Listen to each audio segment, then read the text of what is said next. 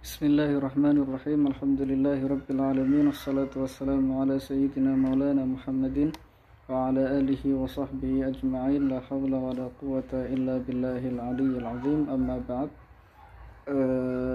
Yang terhormat para panitia beserta dengan para hadirin konferensi adab dan humaniora UIN Sunan Ampel Surabaya. Perkenankanlah pada momentum kali ini kami untuk mempresentasikan hasil dari kajian kami yang kami beri judul Problematika Takwil Al-Quran dari Masa ke Masa, kajian metode tafsir sastra. Ada ulama yang mempersamakan antara tafsir dengan takwil. Ada juga yang membedakannya dengan menyatakan bahwa tafsir itu berkaitan dengan lafaz atau kosakata, sementara takwil berkaitan dengan kalimat atau susunan kata.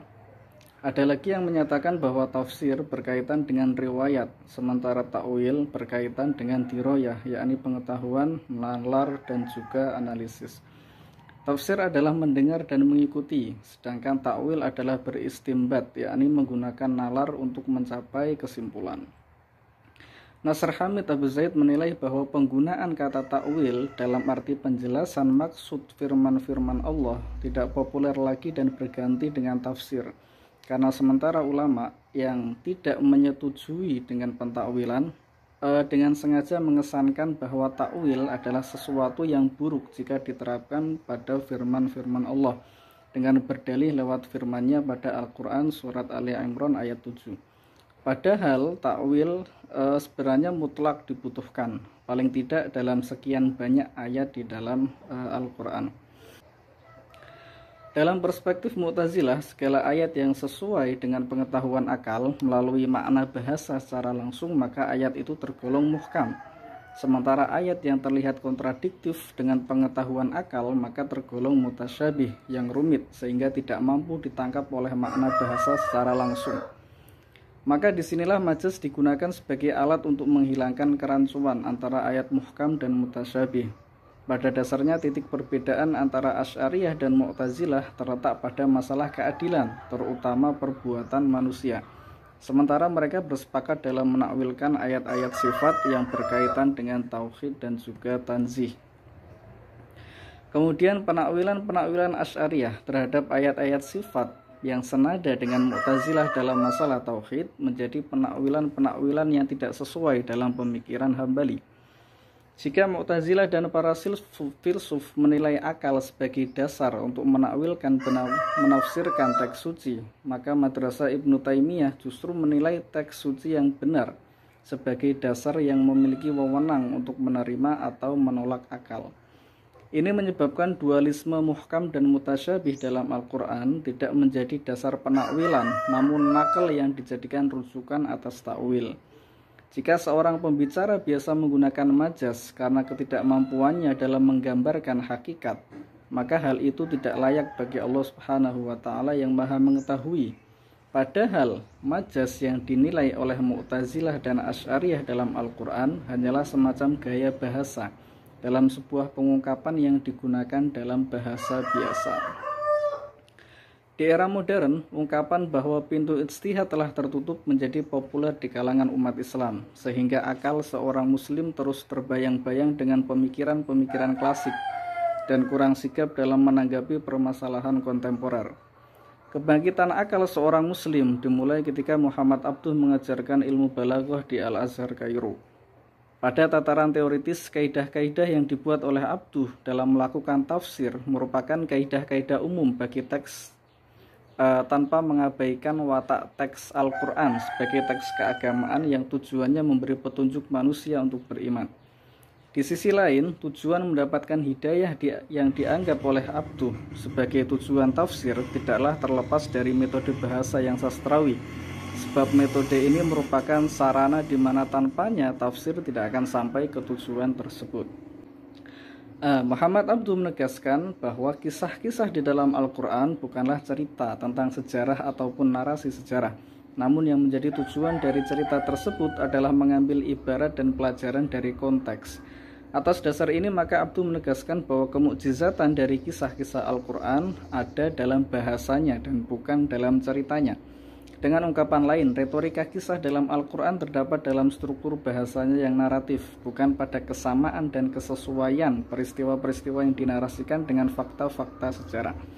Sejatinya Abdu ingin melindungi Al-Quran dari serangan sebagian orientalis yang mencoba untuk membenturkan antara kisah dalam Al-Quran dengan kebenaran sejarah. Al-Quran bukanlah buku sejarah, namun buku petunjuk dan nasihat. Al-Quran menampilkan apa saja yang diriwayatkan sebagai kisah yang bertujuan untuk merealisasikan sebuah tujuan yang terkadang menuntut diadakannya perubahan, peringkasan, atau urutan naratif yang berbeda dari kenyataan. Pandangan mengenai kisah Al-Quran yang simbolik mendapatkan perhatian dari Toha Hussein. Ini bukan dalam rangka meragukan validitas Al-Quran, tetapi memperlakukan kisah tersebut melalui takwil dengan metode Muhammad Abduh yang telah disinggung di atas. Al-Quran bukanlah buku tentang sejarah, dan di satu sisi Al-Quran berbicara kepada manusia menurut nalar mereka, menurut pemahaman mereka di sisi lain.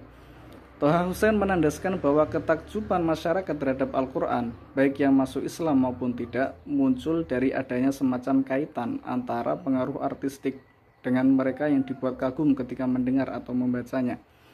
Di antara persyaratan pengaruh artistik adalah pengaruh itu terasa baru, bukan dalam pengertian asing sama sekali, yang menjadikannya sulit untuk dipahami dan berada di luar jangkauan penangkapan dan cita rasa manusia, tetapi dalam pengertian kebaruan yang menarik perhatian dan memuat unsur-unsur yang umum pada saat yang sama.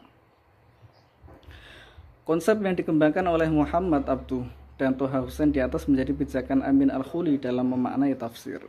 Dari sini maka Al-Khuli membuat perbedaannya dengan Abduh berkaitan dengan tujuan dari proses tafsir. Al-Khuli mengatakan bahwa Al-Quran merupakan buku agung bahasa Arab dan karya seni sastra Arab yang suci, sehingga tujuan dari takwil dan tafsir Al-Quran adalah Al-Bayan. Al-Bayan yang dimaksud sebagai tujuan utama aktivitas takwil dan tafsir menurut Al-Khuli ialah metode analisis sastra yang mampu bergumul dengan karya seni yang abadi. Al-Khuli membagi kajian-kajian Al-Quran menjadi dua cabang, yaitu kajian seputar Al-Quran dan kajian teks Al-Quran itu sendiri. Kajian seputar Al-Quran terbagi menjadi kajian umum dan khusus. Kajian-kajian seputar Al-Quran, baik yang khusus maupun yang umum, dapat dianggap sebagai kajian yang penting sebagai pengantar menuju kajian teks itu sendiri. Maksudnya adalah takwil dan tafsir. Di samping metode Toha Hussein yang bersifat kebahasaan yang artistik, Al-Khuli menambahkan beberapa aspek atau dimensi dari teori sastra tentang pengaruh lingkungan dan tentang pengaruh sastra secara psikologis terhadap pembaca. Al-Khuli menunjukkan betapa penting metodenya dalam menghadapi dualisme yang melekat pada seorang pemikir muslim. Seorang pemikir muslim yakini Al-Quran dan keabsahannya dari sisi emosi dan perasaan keagamaannya. Demikian pula ia mempercayai ilmu dari sisi pemikiran dan nalar, akan tetapi ia tidak mampu menyelesaikan kontradiksi yang mungkin ditemukan antara sejumlah teks agama dengan segala hal terkait ilmu dan pemikiran. Di dalam menjalankan semua itu, ia senantiasa menyadari akan cobaan yang mungkin dialami oleh aliran takwil. Al-Khuli mengajukan tesis Muhammad Abduh mengenai kisah Al-Quran dan sejarah, seraya didukung dengan perangkat-perangkat metode analisis sastra agar dapat menjadi obat yang mujarab terhadap penyakit dualisme. Problematika dan permasalahan antara pro dan kontra terus membayangi dalam upaya perkembangan nalar Islam dalam ranah sosial, budaya, dan pikiran. Takwil bukanlah perkara yang sederhana, sesederhana menjelaskan kosakata dan menafsirkannya. Pertikaian antara madhab salaf dan khalaf terus berlangsung di sepanjang zaman dan sesekali mencapai puncak ketajaman. Pengembangan metode yang dilakukan Amin Al-Khuli yang berdasarkan perkembangan ilmu-ilmu humaniora, khususnya linguistik dan hermeneutik, diharapkan mampu melampaui stagnasi dalam pengkajian Al-Quran. Meskipun pada akhirnya stagnasi tetap tidak bisa dihindarkan dan madhab salaf tetap memperoleh kemenangannya. Penjelasan bahwa kisah-kisah Al-Quran boleh jadi tidak sesuai fakta sejarah sama sekali tidak menurunkan kesucian Al-Quran. Pandangan seperti ini lebih berorientasi pada tujuan agar manusia dapat mengambil pelajaran dari kisah-kisah yang disajikan. Demikian yang bisa kami sampaikan. Terima kasih. Assalamualaikum warahmatullahi wabarakatuh.